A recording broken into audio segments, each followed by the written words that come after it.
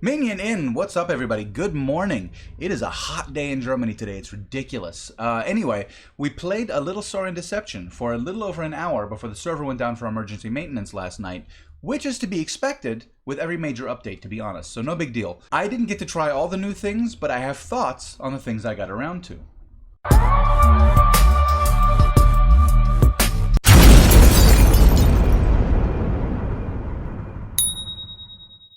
First thing I did was play the new campaign quests, and I gotta say, I'm digging the story. If you're so inclined, you can see me play through the beginning of it by clicking this card here. Please don't mind the issues at the beginning of that stream, we get better. I also got to mess around with the new class skills a little bit, and I have to be honest, I'm not super thrilled, but that's partially my own fault because I jumped in and bought skills without reading about them properly first.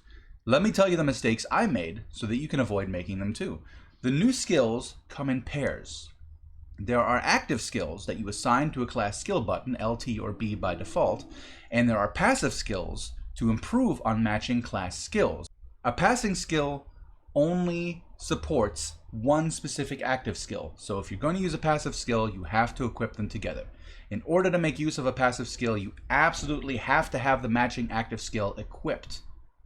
This means that having a passive limits the number of usable skills to 1. You can mix and match active class skills to redefine your build, but be careful about which passives you buy.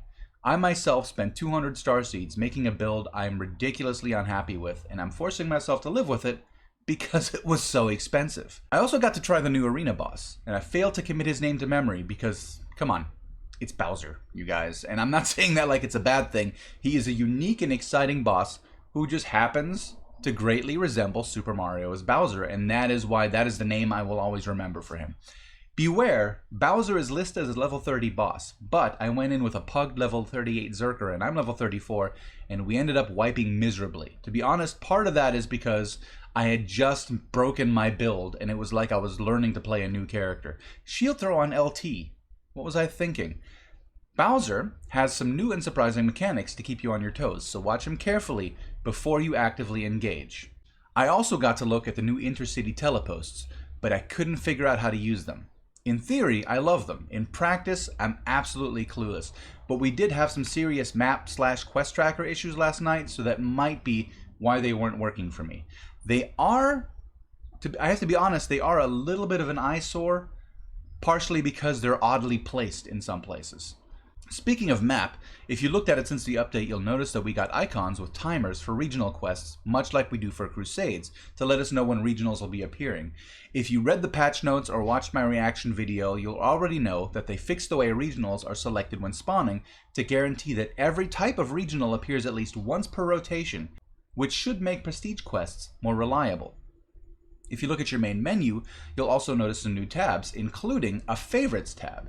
This lets you keep track of current market prices on select items even while you're not near a market NPC. For example, I marked large gold pots because I refuse to pay more than 80k for them. Guys, the only way to stop high prices is to stop paying them. Marking it as a favorite lets me actively wait for less douchey prices without so much running back and forth. I like this feature.